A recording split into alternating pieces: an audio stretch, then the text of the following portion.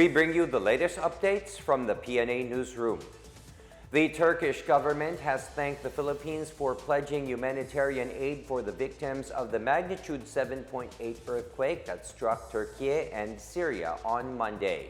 More on this from Marita Mawahe.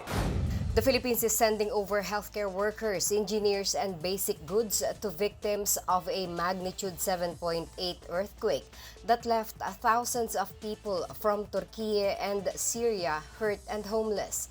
President Ferdinand R. Marcos Jr. said he has coordinated with the Department of National Defense and the Metropolitan Manila Development Authority to organize an 85-member group that will provide aid and turn over the donations. Among those that will be sent are hygiene and sanitary kits and winter clothes for earthquake victims who have been left homeless and exposed to the elements. Marcos said the group is expected to leave by tonight. For its part, the Armed Forces of the Philippines said it would deploy 33 military personnel to help in the ongoing search and rescue efforts in Türkiye. AFP Chief of Staff General Andres Centino said this group had responded to various calamities and typhoons in the Philippines, including the aftermath of Typhoon Odette in December 2021. Aside from the 33 AFP personnel, 2 will join from the Office of Civil Defense, 10 from the MMDA, 9 from the Subic Bay Metropolitan Authority, and 31 from the Department of Health. National Disaster Risk Reduction and Management Council Chair and Defense Officer in Charge, Secretary Carlito Galvez Jr. inspected and sent off the interagency response teams to be deployed to Türkiye. Galvez said their response is in solidarity with the people of Türkiye who have helped in attaining peace in Mindanao. Aside from the healthcare workers, the Philippines is also sending a search and rescue team to Türkiye. Turkish Ambassador to the Philippines, Niyazi Evren Akyo, said the Turkish embassy will help facilitate the contingent's departure at the earliest time. In Ankara, the Philippine embassy in Türkiye lowered the Philippine flag at half-mast as it joined the international community in mourning the deaths caused by the strong quake. As of Tuesday night, the number of earthquake-caused fatalities in Türkiye is at 3,381, while injured rose to 20,426. 2 Filipinos were reportedly wounded. For the Pna Newsroom, I am Marita Mawahe. Meanwhile, President Ferdinand R. Marcos Jr. expressed confidence that lower fuel and agricultural import prices would help contain inflation.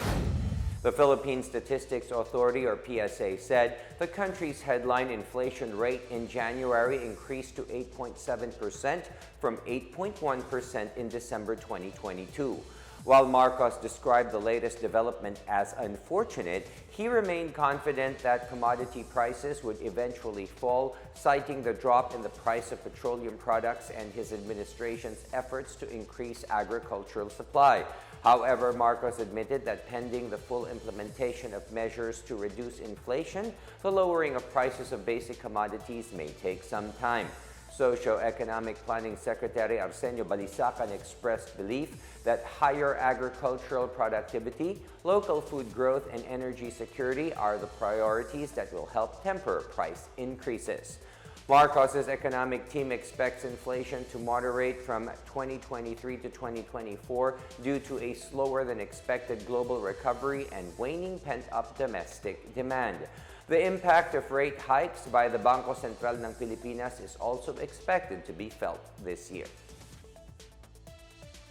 President Ferdinand R. Marcos Jr. backed the proposal of Albay Representative Joey Salceda to raise the non-essential goods tax from 20% to 25% and add to the list of luxury items.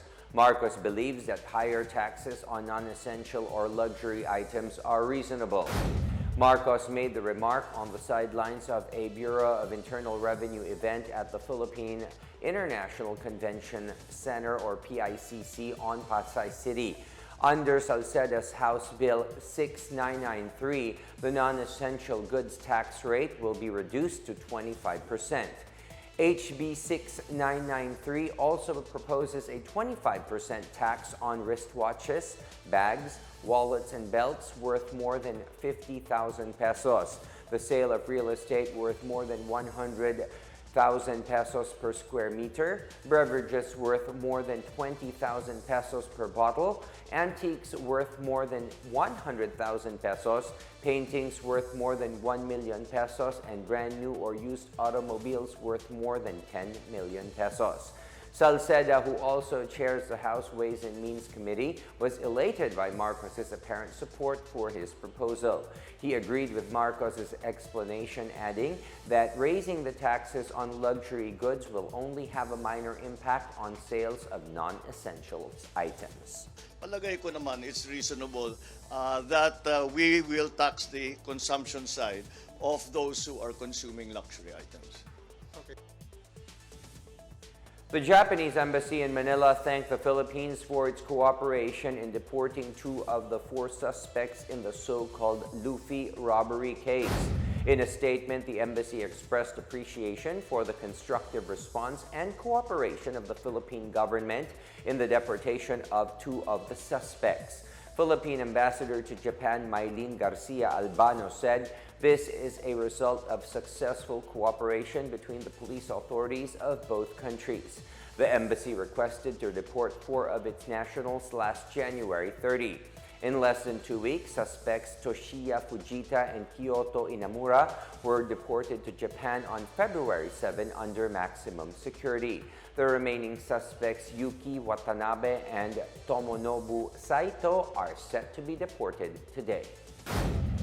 And that is the latest and the biggest stories from the Pna Newsroom. For more news content, visit our webpage or head onto the Philippine News Agency's Facebook and Twitter accounts. We are also shown on the social media pages of the Presidential Communications Office and on Radio Pilipinas RP1. Stay tuned for more news updates. I am William Theo. We tell stories that inspire change. Good day, everyone.